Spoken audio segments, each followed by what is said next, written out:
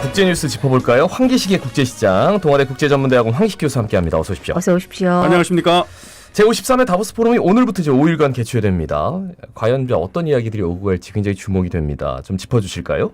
3년 만이잖아요. 그렇죠. 올해 1월 하면 다보스 포럼, 다보스 포럼 하면 스위스의 알프스의 그 유명한 스키장으로 유명한 다보스, 인구 한 10,000명 정도 되는 작은 도시거든요. 그렇죠. 거기에 전 세계 정치 지도자, 경제, 학계 유명한 인사들이 다 모여가지고 글로벌 뭐 경제 위기, 기후 위기 이런 걸 논의하니까 저는 한편으로 1월달 되면 다보스 포럼이 좀 기대되기도 하고 부럽기도 하고 그렇더라고요. 작은 초청된 도시인데. 분들은 정말 대단한 그러니까요. 분들이니까. 예, 참석하는 것도 부럽고 또 그래서 저 도시가 어떤 저력이 있기에 저런 행사를 개최하나 그런 것도 이제 그 학자로서 또 궁금하기도 하고 이랬는데 올해는 또 코로나 때문에 계속 못하다가 또 작년에 5월에 또 이렇게 좀 작은 규모로 개최하고 그러다가 1월에 드디어 이제 정상적으로 하니까 참 관심이 많이 갑니다.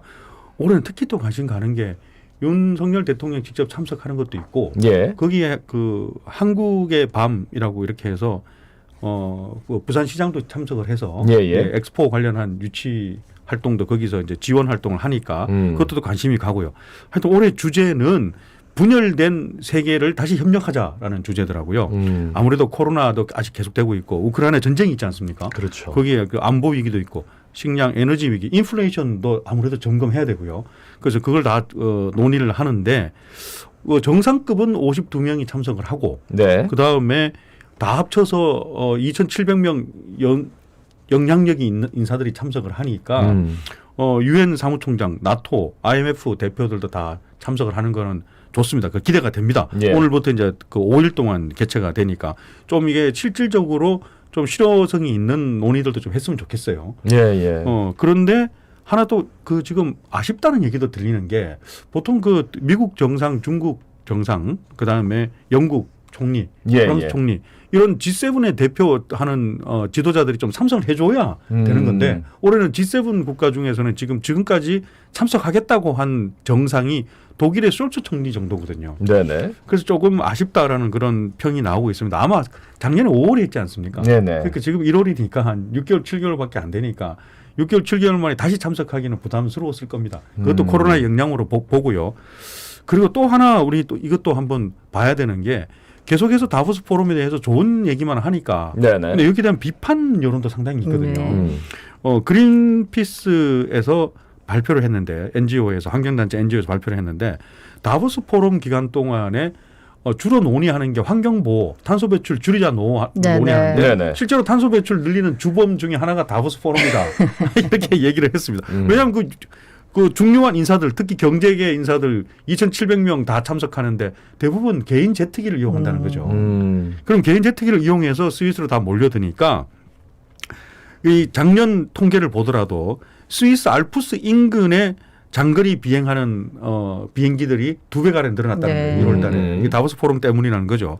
그래서 개인 제트기 한 대 연간 이산화탄소 배출량이 자동차 1,600대 배출량하고 맞먹기 때문에 여기에 대해서 분명히 책임져야 되는 거죠. 그래서 워싱턴 포스트는 좋은 얘기도 했는데 다보스 포럼에 대해서 그 따끔하게 그 일침을 놨습니다. 이 비판에 민감하게 반응하라 포럼은.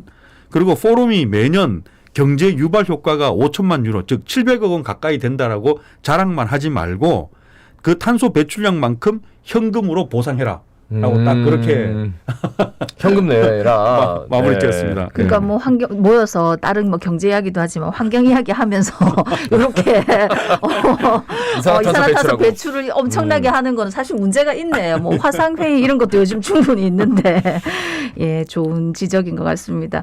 다음은 우리 보통 이제 고가 브랜드 흔히 이제 명품이라고 얘기하는데 한국 1인당 명품 구매 지출액이 세계 1위라고요. 그렇습니다. 이것도 참 흥미로운 소식 같습니다. 모건 스탠리 은행이 작년 이제 그 명품 전 세계 명품 시장에 대해서 보고를 하면서 명품 시장이 전 세계 즉 럭셔리 굿이라고 하면서 380조 원 정도 되는데 전 세계 시장 그 중에서 국가별 통계를 내봤더니만 한국이 총 구입 그 금액 비중도 작지 않고 약 168억 달러, 21조 원, 즉 380조 중에서 규모로는 21조 원을 어치를 구매했다는 거죠. 그런데 1인당으로 또 나눠봤더니만 1인당으로 환산해 보니까 한국이 압도적으로 1등이더라는 거죠.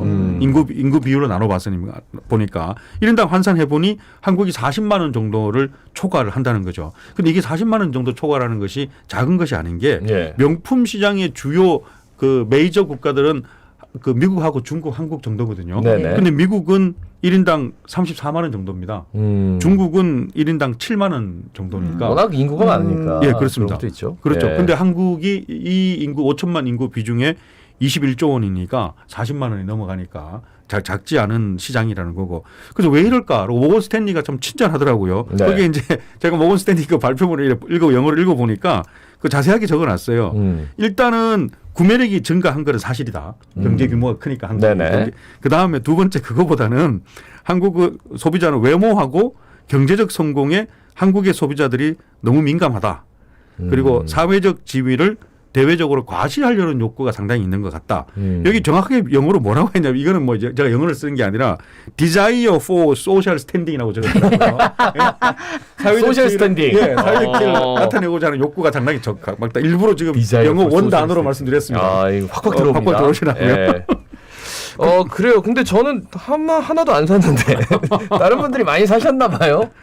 아니, 이런 걸 말씀드려도 돼요? 그 모건 스탠리의 이게 그 대표적인 명품 브랜드 이름을 적어놨던데 이걸 말씀드리면 안 되는 거죠. 그거는 조금 자제하셔도 되겠습니다.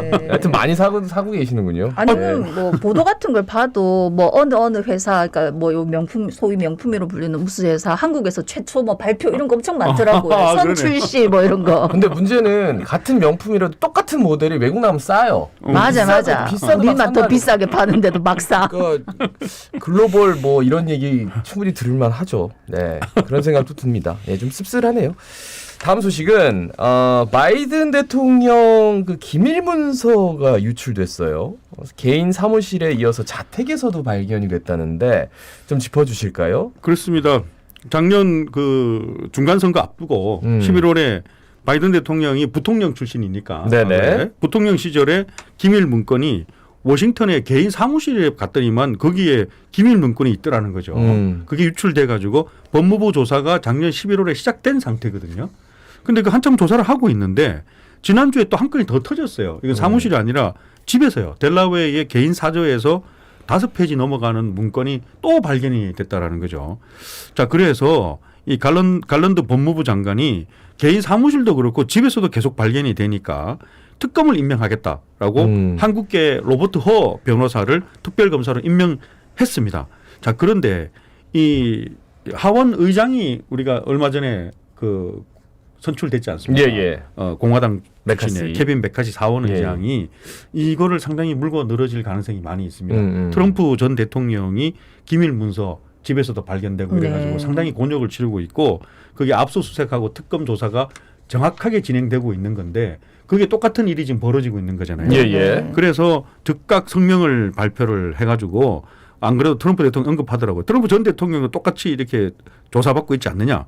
자, 법무부가 과연 사건 처리를 정확하게 하는지 조사하기 위해서 하원 의장으로서 하원에서 조사하라라고 지시를 했다라고 하고 그 다음에 이 사건 법무부도 조사를 하지만 사건 전체도 의회에서 다시 특별 조사를 하겠다라고 엄포를 놨습니다. 자, 그러면 우리가 이제 이게 관심이 있는 게 그 바이든 지금 대통령이 2월 초에 바로 그 다음 달 초에 이 차기 대선을 얼마 남지 않은 차기 대선에 출마할까 이게 관심이잖아요. 2월 초에 대선 출마 선언을 한다고 예고되어 있거든요. 그러면 이게 2월 초에 한다고 했던 게 시기적으로는 최근에 분위기가 상당히 좋기 때문에 2월 초에 했거든요. 중간 선거에서 선방했다는 평가가 있고 그다음에 인플레이션도 최근에 어느 정도 좀 가닥이 잡혀가고 공화당 출신의 메카시 의장, 하원 의장 선출하는데 공화당에서 의견을 상당히 일치를 못하면서 공화당이 좀 무너지는 모습을 보였지 않습니까? 그래서 그런 우호적인 환경에 힘입어서 내가 다음 달 초에 대선 출마하겠다고 선언하겠다라고 했는데 지금 이런 기밀 문서가 있어서 다시 역공격을 받고 있거든요. 그렇다면은 2월 초에 대선 출마가 선언이 가능할까? 이제 그런 것이 지금 우리 한 얼마 남지 않은 한 달 동안의 관심입니다. 네. 네. 자, 다음은 이제 뭐 곰돌이 푸 같은 경우는 유명 캐릭터 저작권이 곧 만료가 된다는 소식이네요.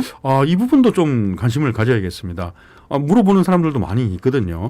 그 곰돌이 푸, 위니 더 푸, 아기 사슴 밤비 이런 그 유명한 저작권들을 뭐 광고에 좀 쓴다거나 네네. 그러면 상당히 많은 페널티를 물게 되어 있는데 네네. 이게 대부분 다 1920년대 초중반에 나온 캐릭터들이거든요. 그렇다면 저작권이 사후 그 본인이 사후 70년 또는 그게 캐릭터가 처음 나온 후 95년이거든요. 예. 상당히 길죠 생각보다. 네. 이게 원래는 그렇게 길지 않았는데 미국에서 미키 마우스 때문에 원래는 뭐 그 17년, 25년 이랬는데 미키 마우스 상당히 돈이 많이 벌어들이니까 로비를 상당히 많이 하거든요. 그래서 늘리다 한 게 지금 95년까지 늘어났습니다.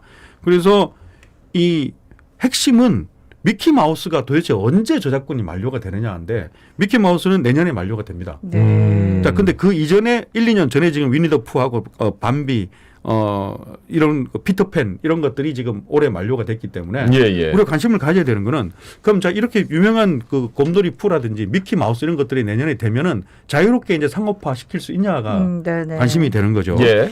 그래서 위니 더 푸 같은 그런 경우에는 아니나 다를까 작년에 만료가 되니까 위니 더 푸의 명성을 이용해서 영화도 만들어요. 그런데 지금까지 이미지하고 전혀 다른 왜 이 칼을 들고 피를 흘리고 있는 곰돌이 악마 곰돌이 푸. 너무 그 다음에 찡그린 푸. 왜 이렇게 모바일 폰, 그 휴대 요금이 비쌉니까? 라고. 네. 지금까지 이게 가능하지 않았잖아요. 네. 푸를 이용해가지고. 근데 이제 가능하다는 거죠. 그 미키 마우스도 이제 그렇게 가능하겠죠. 이제 내년부터는.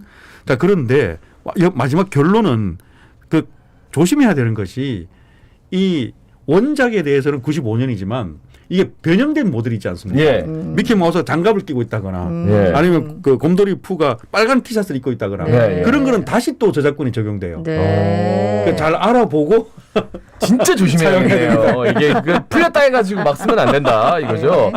자, 마지막 소식은 그 메가밀리언이라고 뭐 미국 로또 있잖아요. 여기 복권이 1조 6천억 원의 당첨자가 나왔다고요. 메가밀리언으로는 역대 두 번째입니다. 야, 13억 5천만 달러니까요. 미국의 그 동북부의 메인주의 요크 카운티 그 상점 주인이 이거 당첨된 사람 사진은 안 나오고요. 예. 상점 주인이 만세하는 사진 나왔더라고요. 자기 가게 앞에서. 그 사진이 나왔는데 번호 이거 어떻게 맞췄을까요?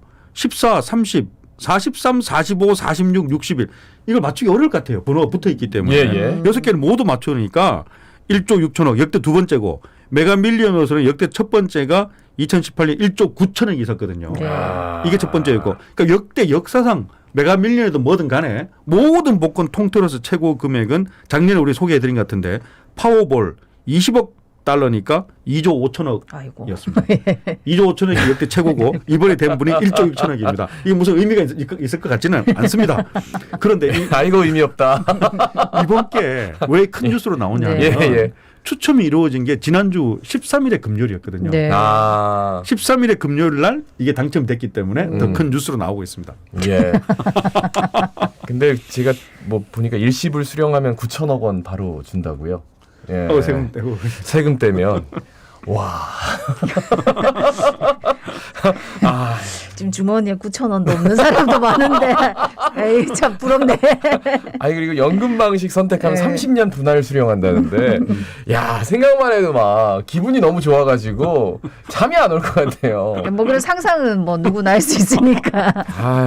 참 미국 가시는 분들 다 이거 살 것 같은데. 예. 오늘 말씀 여기까지 듣겠습니다. 고맙습니다. 고맙습니다. 감사합니다. 예, 동아대 국제전문대학원 황기식 교수였습니다. 예. 동네 아시아드 어반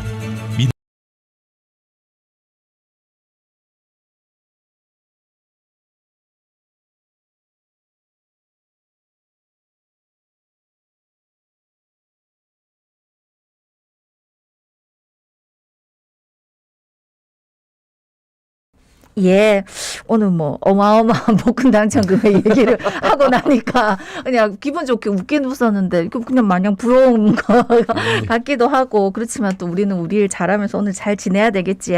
오늘도 안전하게 잘 지냅시다. 자갈치 아침에 18,065회 박성원이었습니다. 아나운서 김동현이었습니다. 오늘도 힘찬 하루 보내십시오. 고맙습니다. 고맙습니다.